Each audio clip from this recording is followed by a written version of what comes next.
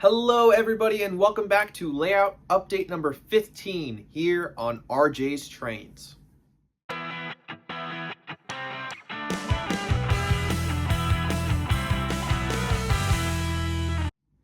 So it's actually been quite a while since I last did a layout update video. As the time I'm releasing this video, it's been a whole year since the last time I made layout update number 14. And that's pretty much because my layout has been 98-ish% done since this time last year. Well, of course, a layout is never truly finished, and just like everybody else's layout who says that they're completed, I've done a little bit of work here and there over the past year, and it's finally reached a point where I feel I can talk about it. In addition to layout progress, I'm also going to spend some time in today's video just going over a few things that I've picked up that I don't think I'm going to dedicate full videos to, as well as acknowledge a couple of items that will be featured in upcoming videos. And last but not least, every video has to end with the trains running around the layout here. So, of course, at the end of the video, make sure to tune in and see some trains run around the layout. But it's been almost a year now, it's been long enough. Let's go look at layout progress. So the first bit of layout progress isn't actually on the layout surface itself. It's this nice black skirting that I placed around the perimeter of the layout. Now, if you guys have seen all of my previous videos and my Instagram posts, especially when I was doing product reviews over by the railroad crossing where the steam locomotives are sitting, you could see all of the wires and all of the boxes and everything else that's hiding underneath the layout, and it just looks disgusting. So I went to Hobby Lobby, I picked up this felt black skirting, got a couple pins to put to hold it in, and it really makes a world of difference. It makes the layout look a heck of a lot cleaner, especially on video. Now, I installed these lights for Christmas. I should have probably taken them down before I recorded this video, but when all the lights are off and the trains are running, it does make a difference, and it looks pretty neat having these Christmas lights hanging around the layout. But regardless, this was like one of the last things that I really wanted to do on the layout before I could say it was completed. And although it makes it a little bit more difficult to get underneath the layout to get things, it just makes it look so much better. And I think it's going to make my videos look a heck of a lot better too. So starting off in the front right-hand corner here, we have my farm scene. And although this hasn't changed all that much, there have been a few pieces added to it. First off are the deer and cow figures. These are just, I believe they were made by Bachman. They might also be Woodland Scenics or Model Power. I can't remember at the time. I've gotten them so long ago. And I know you guys love pointing out how they're always tipped over. And that's because they just can't look out for the train. They get hit and get turned into ground beef or venison. Also in the farm scene, I've added some sunflowers into the farm, and there's also a little deer hanging out in the cornfield. They're something that you don't really see. And last but not least, I added a guy playing the guitar leaning up against the barn. So in the back of the layout, we have this little hill mountain scene with the little hill in between the two tracks. Now, I did take out this hill and put it back in to see if some of my larger engines could fit around the curve if I took that stuff out. But I've gotten to the point where I'm collecting engines where the minimum curve is 054 and greater. I have freight cars and passenger cars that also have the same minimum curve requirements, and they just don't love that corner. And I found that even when I take that out, the cars still don't love it. So right now it's back in, but you can start to see all the pink foam from the engines and cars hitting it from over the past year. I haven't decided if I'm going to remove that or keep it and just touch it up. But for right now, it's hanging out back there. So if you guys have any ideas on what I should be doing in that back right-hand corner, let me know. I'd love to hear your ideas. It's in a tricky place because it's in the back of the layout, and the layout is pretty much complete. But that's the decision that I made a year ago. So yeah, like I said, any ideas would be very much appreciated. So in my last layout update video, I said that one of the last things I was waiting for was the Lionel burning house to go in this space between the engine house and this gray suburban house. Well, unfortunately, the Lionel burning house that I had on order was actually canceled by Lionel because they priced it too low. And it's been recataloged by Lionel at a higher price in the latest catalog. Am I going to get that burning house? probably one day eventually. But as of right now, I don't have it on order. So we'll see if it actually comes to fruition. But for right now, that grassy place back there, that's just going to stay there. Now moving up towards the front of the layout, it's actually one of the products that I recently got in, but I'm not going to do a full video dedicated on. And it is the 2-pack of the Lionel Delaware Hudson 21-inch passenger cars. Now, I'll talk more about the passenger car in a bit, but originally I had a Atlas 15-inch track section with a Rail King Southern passenger car modeled after the Dalton Train Depot in Dalton, Georgia. I still have that track and those cars, but I really wanted to be able to put this passenger car on display. It requires 054 curves, so it doesn't fit around my layout, but it was just too beautiful to leave it in the box. So for right now, I got out two pieces of spare fast truck that I had laying around, and so now it's sitting here in its place of honor on display for all to see. Now moving into the town area, if you watch my Christmas unboxing video, you know that I picked up a Menards Arby's. Well, Santa left it for me underneath the Christmas tree this year. I'm not a huge Arby's person, so I turned it into a Chick-fil-A. And so I placed it right here where the ice cream shack was. No big deal. As you can see, there's still some scenery that I need to touch up around it because it's still configured for when the ice cream stand was there. But nevertheless, really cool addition, and it's Menards building, so it has super bright LEDs, and it looks good in a row having all three of the Menards buildings right next to each other. It makes them look a little less out of place along with all the Lionel and MTH buildings.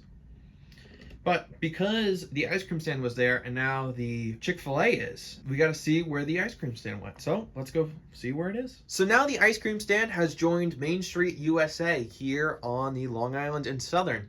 It is in the back left-hand corner right next to Al's Hardware. And it's really just because that's the only place that it would fit and kind of look good. I could have put it in that back right-hand corner next to the engine shed, but I don't think it would look good in the middle of the residential area. Now, the building is made by Bachmann, doesn't have any lights, so I have to get some lights, some Lionel peel and stick lights, and wire it up for in that back left-hand corner. But looks good, just enough clearance for the trains to get around, so I think it's going to stay there for right now. Also in town, I've added a subscribe to RJ's Trains billboard on top of Al's Hardware. So if you're not subscribed to RJ's Trains already, I suggest that you do hit that subscribe button. And similarly, in a Secret Santa, which I'll talk about in just a bit, I got some RJ's Trains logo stickers. So there's an RJ's Trains ad on the side of the Navy Recruitment Center in town. Last but not least, I rearranged the backdrop buildings along the back wall. Now, I had another building, but unfortunately it was destroyed by an engine that was too big to fit on my layout. I sideswiped it, ripped it in half, as well as this big building that was dislodged. And for pretty much most of the last year, this building was actually on the left-hand wall behind this billboard, but it looked out of place, and I think it looks better being behind the town. Now, there is just one big gap between this building and this building, so we're going to have to bridge the gap somehow, but we'll get to that point when we need to. And last but not least, we have a new farm stand scene down by the station. My wonderful girlfriend Nicole and I picked up this Woodland Scenics farm stand scene, I believe when we visited Strasburg this past fall. But yeah, it makes a real nice addition. We also picked up a Plasticville farmer stand kit, which I didn't bring back from me from Washington, D.C., but definitely on the next layout, we're going to assemble that and detail it with these Woodland Scenics figures. And it looks great seeing the trains run past these figures. All right, well, that wraps it up for layout progress. Like I said, it's just a few small changes here and there, but I felt it was finally to a point where it warranted a layout update video. So, like I said, the next segment that we're about to dive into now is some new products that I picked up that I'm not going to make videos on, and I just wanted to show you guys. So, let's dive into that. So, as I mentioned a little bit earlier, I was part of a Secret Santa in a friends group that I'm in.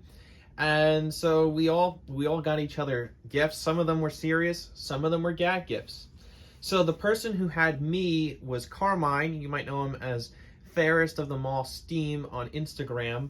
And so he took a Lion Chief 040 little puffer belly tank engine from one of the cheaper starter sets. Got it, and he customized it into a Penn Central tank engine. It also got me this great MPC Penn Central boxcar. I always joke around that I love the Penn Central because of just how bad of a railroad it was. And I jokingly said that if Lionel were to ever make a legacy Pennsylvania Railroad T1 in the Penn Central colors, I would buy one. Just because I think it would be hilarious to have such a notoriously bad railroad with a steam locomotive. Now, I know Marx did make a Penn Central steam locomotive, but this thing is awesome, especially with the red worm logo. It's really cool, and I'll throw in a clip of it running here.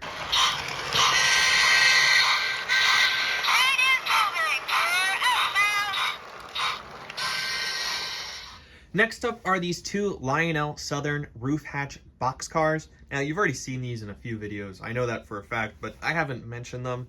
I have mentioned them on my Instagram page before. So one of them I actually pre-ordered from a dealer way back in July of 2020 when these were first cataloged. And the second one here I picked up from Toy Trains and Collectibles in Manassas, Virginia. They really helped me out and set one aside for me, so I was all good. And I had both road numbers. They're really cool cars. The roof hatches do open, which I think is a great touch. They weren't originally cataloged to be able to do that, but Lionel made it work. And if you can find them for the right price, they are worth it. Nicole, she lives right next to a paper mill down in Tennessee, so these box cars back in the day would have passed right by her house. And so I felt that it would be cool to model that on my railroad. Now, I would really like to find the Central of Georgia variation of these, but I'm not looking to like really buy one just because, you know, so many pre-orders. But if I run into one, then fate was meant to be, and I will pick one up. So next up are the beautiful Lionel Delaware and Hudson 21-inch passenger cars. I only have one pictured here, but don't worry, I have the full 2-pack. The second car is just packed away underneath of the layout. These are my first Lionel 20-inch passenger cars, and they are gorgeous. I love the detailing and the chrome finish that Lionel put on them. Now, I don't have any other Delaware and Hudson in my collection, but I especially wanted this 2-pack because of the name on the side of the passenger car, Schroon Lake. Schroon Lake is a small town in upstate New York, about 45 minutes north of Lake George. And it's a town of about 1,000 people. It used to be a very popular tourist spot back in the 40s, 50s, and 60s for New York City elites. But my grandparents had a summer cabin near Schroon Lake. We'd actually have to get off the exit for Schroon Lake in order to go visit it. And I always loved visiting there. And so when I saw that Lionel was making this random passenger car with the name of the town that I spent a lot of summers in, and yes, this was a real passenger car that the Delaware and Hudson have. But yeah, I just had to order it. Now you will see this run in a video in a couple of weeks on my channel. I went and visited the Nassau Lionel operating engineers, and I ran this as a private car on my Amtrak trains. But for right now, it's going to sit on the layout as a nice little welcoming center passenger car for the town. Now, I would love to get the PA Alco set and the 4-pack of passenger cars to, make the full train. But I think realistically what I'm going to do is find the 4-pack of 21-inch Amtrak passenger cars and a Amtrak locomotive and run my own Adirondack.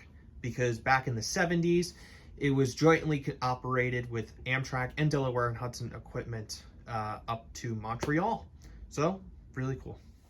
And the last set of new rolling stock that has recently come in, this actually came in a little over a month ago, and I showed these off briefly in my Christmas Day running session video. Go check out that video.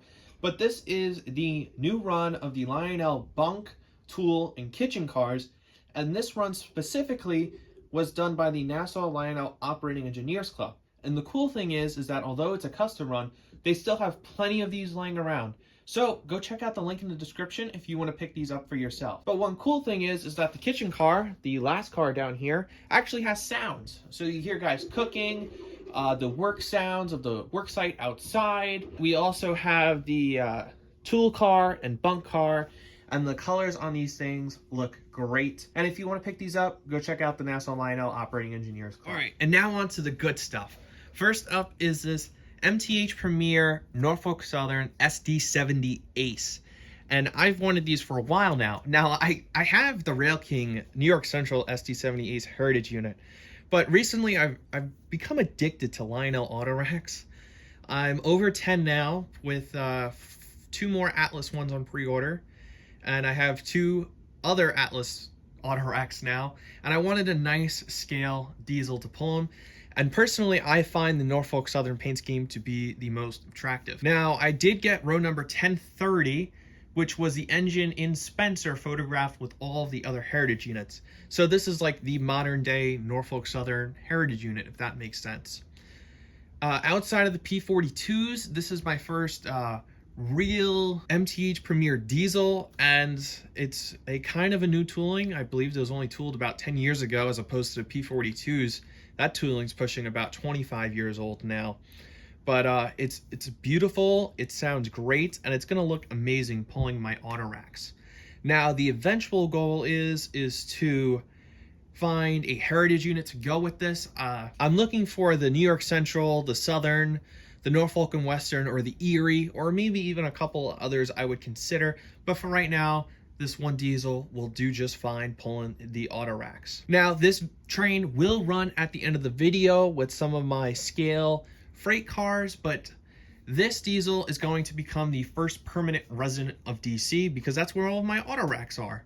So it makes sense to keep this engine with the cars it's going to pull. And this way, if I meet up with any guys, I can bring my auto racks and this engine and run a nice long scale auto rack train. So something to really look forward to. I'm really glad I picked this up. And last but not least, we have an MTH Premier Chesapeake and Ohio Greenbriar. Now, this was originally the Proto Sounds 1 version, and the engine as well as the auxiliary tender have been upgraded to Proto Sounds 3. Now, this wouldn't have been possible without one of my really good friends, Bob, from over at Bob's O-Gauge Trains. If it wasn't for him, the set wouldn't be sitting here right now. So make sure to go check out his channel and subscribe. There's a link in the description below. Don't worry, there is going to be a full video reviewing and going over the history of this model. Fun fact, it's the only steam locomotive to ever pull a revenue Amtrak train. But we're going to get into that in a completely separate video, and that will be the next video up on my channel, which should be uploaded in about 2 weeks from now. So I'll include clips of this running at the end, but for now, you're just going to have to sit back and wait for that video to come out. All right, and well, that wraps it up for a few of the new products that I've picked up over the past couple of months. So it's finally time for me to stop talking, but I really hope that you guys enjoyed this video. But if you did, it would be very much appreciated if you left me a thumbs up and hit that subscribe button. And let me know what you want me to do in that back right-hand corner. I think it's time for a revamp over there. All right, it's finally time to run the trains, but take care and stay safe. Now departing for Washington, D.C. on track number 2, train number 6, DSFD.